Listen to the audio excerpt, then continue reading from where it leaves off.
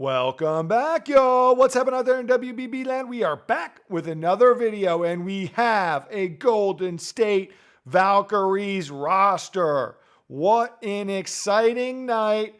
The WNBA expansion draft is complete. In this video, we're going to talk about what we got right, what we got wrong, what we're scratching our heads about, as well as what makes sense 30,000 feet plus macro expectations for this Valkyries team, free agency, and the upcoming 2025 WNBA draft. But without further ado, let's get it popping. And here's the squad, folks. The WNBA's 13th franchise, the Golden State Valkyries. Let's do a little roll call. From top left, we got Kayla Thornton, Veronica Burton, Kate Martin, Temi Fagbenle, Steph Talbot, Carla Late, Ileana Rupert, Mo Billings, Cece Zandalicini, Julie Van Loo, and last but not least, the Spaniard, Maria Conde. Now, I tried to caution y'all that the 11 or 12 players that are drafted tonight will not all be on this roster. So the team you see before you right now will look a heck of a lot different on May 16th, opening night in the Bay versus the Sparks. Just keep in mind, they still have free agency to go through. They still have a draft in which they have the 5th overall selection. We'll talk about that later. But they have a 2nd round pick and a 3rd round pick. So once again, this team is not a finished product by any means. Let's kick this baby off on a high note, talk about things we got right. And that, of course, is that top line of Kayla Thornton, Veronica Burton, and Kate Money Martin. If you watch the individual team breakdowns of both New York and Connecticut, Thornton and Burton were my 2 locks for this Golden State team. I think with the way New York's roster and Connecticut's roster shook out, I think these were both foregone conclusions.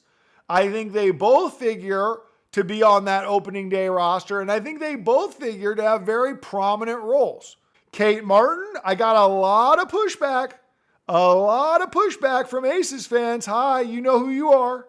Now, we don't know who they did or did not protect, but at the end of the day, they went ahead, left Kate Money Martin unprotected.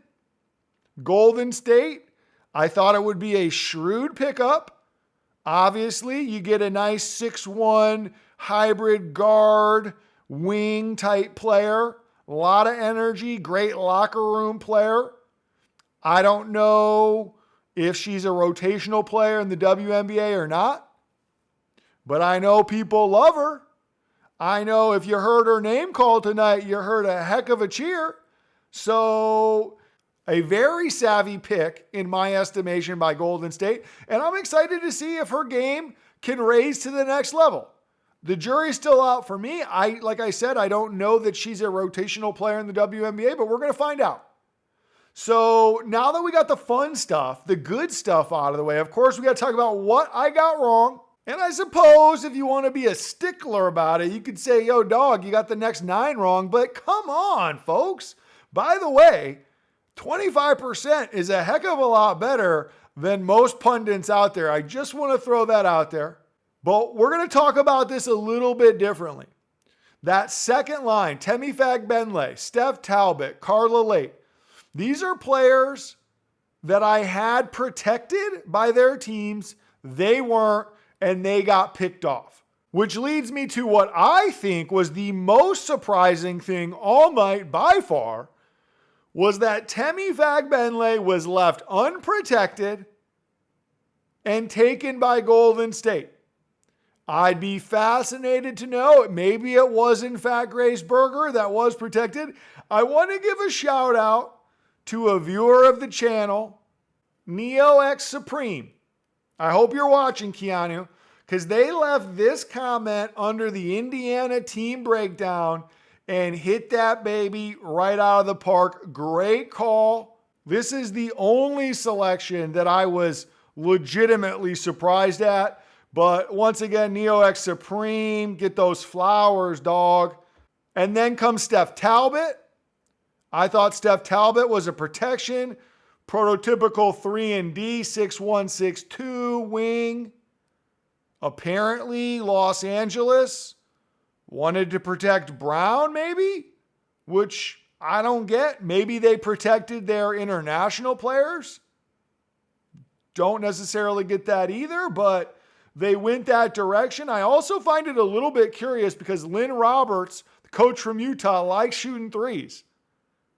So, you're getting rid of one of your better three-point shooters.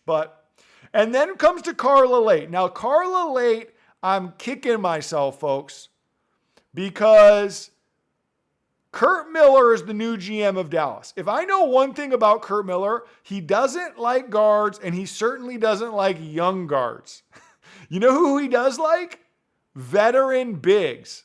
So I should have absolutely known that he would take Kalani Brown. On top of that, a more obvious reason is because they're getting Paige Beckers. So they got their point guard of the future. So Carla Late, great young French prospect. They could go ahead and have somebody else kick the tires on that. That's one I wish I had back, because I do think if I would have taken a third and fourth pass, I might have come up with that one. And that brings us to the last line of players that I had unprotected that were taken anyway. And it starts with Ileana Rupert, the French center. She has played a little bit in the league.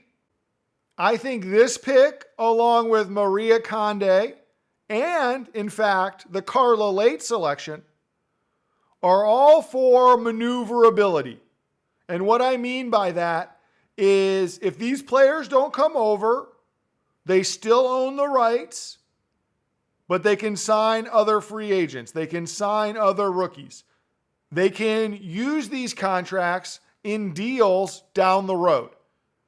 So I think in combination with the players that they had targeted for the expansion draft, as well as players they have targeted in free agency and the draft, I think that's why they went with these three international players, because I don't think we see these players next year.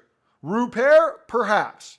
As for the other three players in the bottom row, here's where the second head scratcher of the night, in fact, the only other real puzzling thing for my money, was the Monique Billings pickup, because Mo is an unrestricted free agent. So this doesn't make any sense to me. She could sign with whatever team she wants unless they're planning on coring her, which I absolutely just cannot see. If she goes from being waived at the beginning of last season to a 1-year max deal, I mean, it's going to be a phenomenal story. And I hope it happens for her sake, but I just can't see it. And if you watch the Phoenix breakdown, I say Phoenix is one of these teams that it's possible they don't take anybody from this roster. And I said, whoever they do take, it's going to be really hard for them to make that final Golden State 12. But that was under the assumption they wouldn't essentially waste a pick on an unrestricted free agent like Monique Billings. Needless to say, it's going to be interesting to see what happens with her and this Golden State team. As far as the other two players, CeCe Zandalicini, I want to take partial credit for her. In my Minnesota breakdown, I said you can absolutely make a case for Golden State taking CeCe Zandalicini. And that case would, of course, be three-point shooting, something this Golden State front office will absolutely have to address. I was giving Seattle grief for being sub 30. This team has two shooters. Two. That's not going to cut it in the new WNBA. As for Julie Van Loo, I definitely missed on this one. I thought Golden State would go with some more proven front court production, whether that was Sika Kone, whether that was Angsler, whether that was Steph Dolson. They went off the board. They went with Van Loo. They went with a guard. TBD on that one. I would have personally gone with that front court. They went a different direction. But let's talk about the pieces we should be excited for. I'm really excited for Kayla Thornton, Veronica Burton, Temi Fagbenle, Steph Talbot, and CeCe Zandalicini. Kayla Thornton, champion, veteran. Veronica Burton, improving offensively, defensive stalwart. Temi Fagbenle is that new prototypical WNBA big, can get up and down the court, very athletic, long. Steph Talbot, that prototypical wing, 3-and-D, hard to come by. And CeCe Zandalicini, who I think has a great future ahead in this league.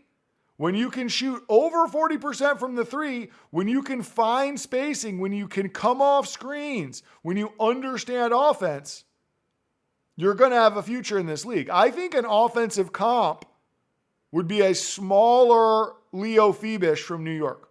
That's who I see. So that's what's to like. Now, sadly, for any GSV fans watching, there is quite a bit that you don't love so much, okay? And just remember, folks, this is a first-year expansion. They were never going to be good. And I want to temper expectation as best I can. I said in the final mock, absolute best you can expect for 14, 15 wins. This team, as constituted, so let's just say no free agents. You can give them whoever you want in the draft at 5. They're not winning double-digit games. There's no chance of that. So I have to assume there's a two-pronged attack here. One is free agency. I don't know if it's Brianna Jones they have targeted. I don't know if it's Natasha Howard. I don't know if they're going to try to work out a deal and maybe land a Kelsey Plum perhaps. But I have to think they're putting their eggs in the free agency basket, because if they don't, or if it doesn't pan out, who's your go-to bucket on this roster? As I said before, apart from CeCe Zandalicini and Steph Talbot, who is going to make a shot from the outside? There is no shooting on this team, which means there is no spacing on this team. That's a poor recipe, to say the least. Now, once again, I want to reiterate, this team was never going to compete for the playoffs, okay? And maybe that was the second prong. Maybe the thought process from the front office is there's a loaded draft in 26. There's a loaded draft in 27. If we're lottery team the next 2 seasons, there could be worse fates.